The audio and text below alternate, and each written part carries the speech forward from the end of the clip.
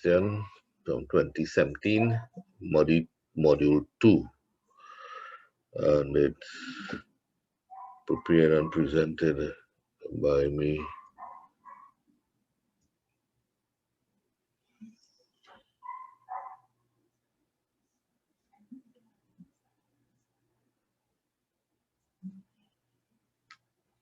All right. Okay, so it's the first part is activity-based costing, and the question itself is laid out similar to one we did before, and to note, this is an activity, not an activity level, and estimated cost. This could also be called cost driver. Okay, so Patent Manufacturing has estimated the following overhead costs and activity drivers for the next financial year. We are given here the three classifications for the costs or the activity: setup cost, maintenance, inspection, and the estimated cost here. The activity drivers, the amount is here. So overheads are currently applied using direct labor hours and an expected capacity of 100,000 direct labor hours. So this piece of information is not activity-based costing. Right? Notice it using a OER based on direct labor hours, or POHR, same thing, 100,000 direct labor hours. Okay, and job costing.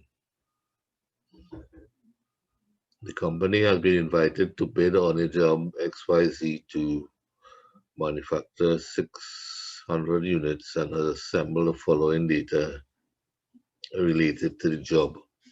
We are given the total materials, labor, setups, machine hours, projections, direct labor hours. The first part of the question asks for name and describe one costing system other than activity-based costing which may be used to cost a job XYZ. And the second part asks us to use activity-based costing to do the costing or the bid. Okay. Right now, for the first part, one other costing would obviously be job costing, right? You could be specific and mention that it's batch costing. You could do it in batches. All the cost of materials and labor for the units are accumulated on a job cost sheet. The overheads applicable to the batch is applied using a predetermined overhead rate. So that's how you will get your raw materials, labor, and your overheads. Okay, these three items make up the total cost of the batch. The unit cost, okay, is found by dividing the total cost by the number of units in the batch. Okay, so It was worth 4 marks. That's why I give some more details rather than just naming it. Because they said name and describe, right?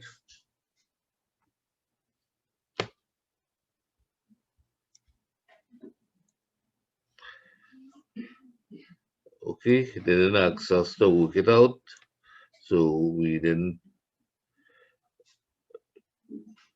use the batch costing, job batch costing to work out this part here. Okay, incidentally, if they had asked for it, we would just take this,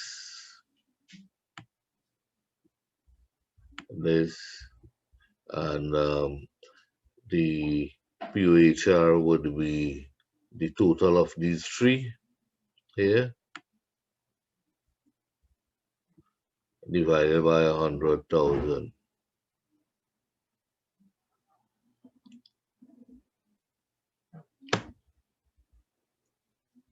Okay. The second part of the question, B, no, we're still in A. We do the workings first, and we work out the activity rates. Setup would be 650,000 divided by 5. We get that figure from here.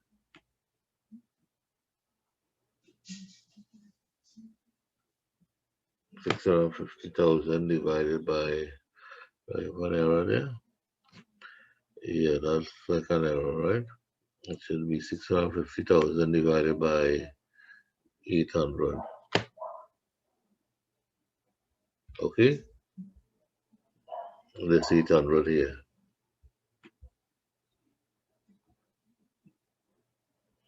All right. Okay, so that's an error. I'll have to correct that. And the maintenance, 800,000 divided by 20,000. That is 800,000 here divided by 20,000. And it gives us $40 per machine hour.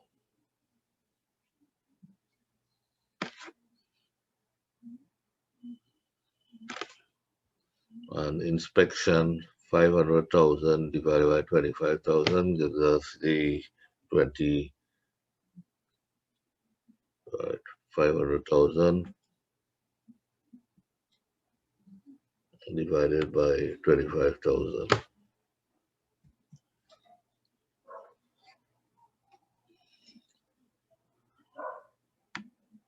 Okay. The activity based costing for the bid with the direct materials, the direct labor. The setup would be 812 by 4 hours. The 4 is taken from here.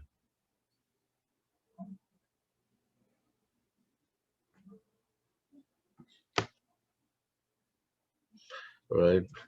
Now, if you do something like this in an exam here, you use the wrong figure here, and you work out this, but you work it correctly, and then you come and you use use it correctly here, you would still get the mark, right?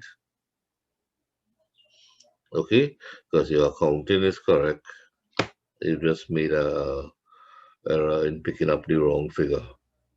Okay. The maintenance is 120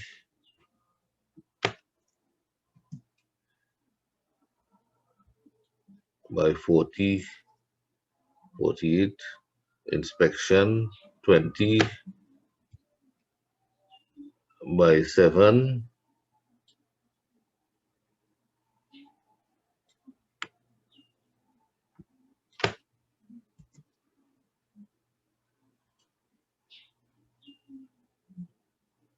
$140, and we get a total cost of 29,190.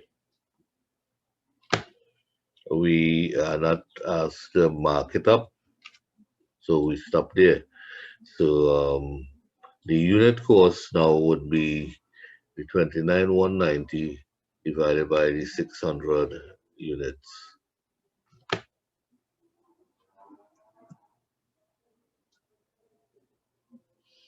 So 29,190, we get 48.55 per unit.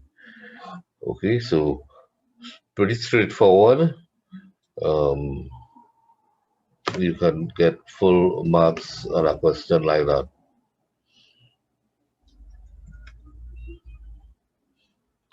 Okay. The second part says based on marginal costing and absorption costing, patent manufacturing has provided the following cost data for the only product it manufactures: selling price, direct materials, direct labor, variable overhead, and fixed factory overhead, fixed selling and administration costs. Okay, and now the first thing we need to know is, notice here is they give us this, right? This is not a factory cost. Okay, so we wouldn't be including that in our costing statement.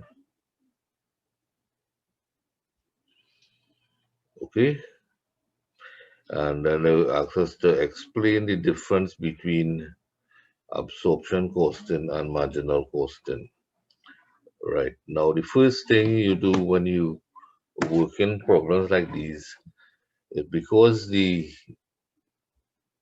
inventory, opening and closing inventory, is going to be different. What you do is you have to work that out first, right? For the marginal costs, you work it out per unit, and for the absorption cost, we work it out per unit as well, right? So for the marginal cost, we take only the variable costs here: raw material, labor, and the variable overhead. Okay, we see that over here, 2510, and the 5. So we got the 40 here. Absorption costing, we have the variable as well as the fixed manufacturing. Okay, we take the same variable that we take for manufacturing, and we can take this fixed here to get the unit. We divide it by the production of 200,000. Notice we didn't take the amount that was sold. Okay, you want to take the production. The value of closing inventory would be the marginal cost, 200,000 minus 180, the amount that was sold, by 40 will give us 800,000 for marginal cost. For absorption cost, 200,000 minus the amount we sold leaves 20,000 by 51 that we got up here, right? And we get 1,020. Notice the values are different. That's why you need to do this computation before you jump into the actual statements. Right, the marginal costing statement. Make sure you have your headings. All right. The sales 180,000 here, right? Variable production cost of sales, the variable production cost 200,000 you produce by 40, less the closing inventory of 800,000. Another way to do this would have been to take the 180,000 and multiply it by 40, and you would still get this figure here, right? Okay, so but you want to show your closing inventory, but you could also do it the other way around. So that will give us the product contribution margin. And if we had any other variable costs, we could minus it from this to get the total contribution margin. Less the fixed costs, the factory overheads 22, and the selling admin 800.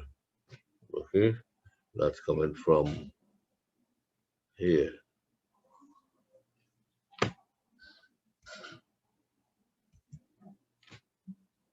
Okay, so we can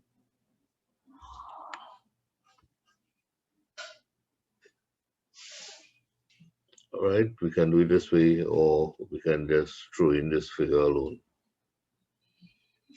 We total the fixed costs, we minus it from the product contribution margin, and we get the net income. So it's a simple affair. The absorption costing, remember to change your heading. All right, sales remains the same, and the production cost, right? Notice the difference, right? Because here you multiply by 40, and here we should be multiplying by 51, right?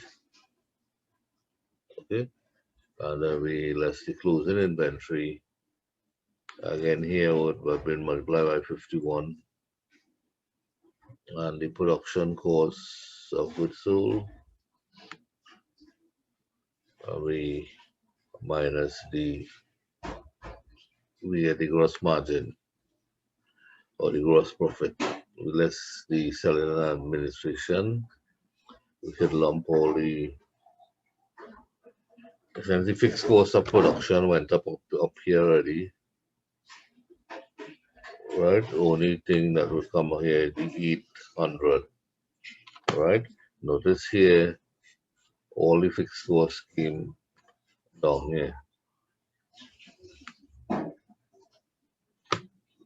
Okay, but for the absorption costing, only the selling and admin will come down here, fixed or variable. Okay, and the net income should work out to a different figure from this one here. Incidentally, the difference between the two net income should be the difference between the closing stock. Okay, so that should be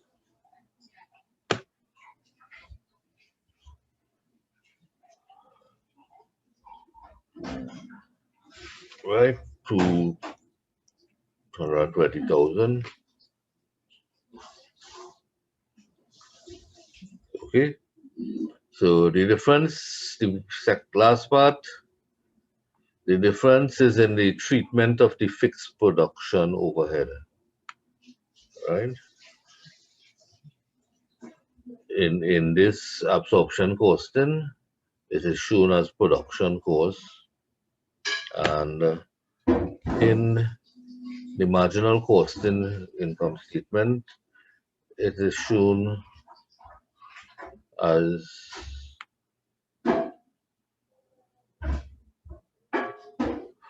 fixed costs. It's separated into fixed and variable costs, and it's lumped together with the fixed costs, right? So the treatment is different for the fixed costs. Marginal costing treats only the variable manufacturing costs as product costs, okay? And fixed production costs are treated as period costs. Absorption costing treats the fixed as well as the variable manufacturing costs as product costs. Okay, so in this here, the product cost here, that's why I call this comes from this word here, production cost, right? And you will down here you have the period cost. So it would be the selling and administration. Okay, here you have the production cost again, which is the product cost. Okay, and if but the period cost here, all fixed costs are period cost of the period.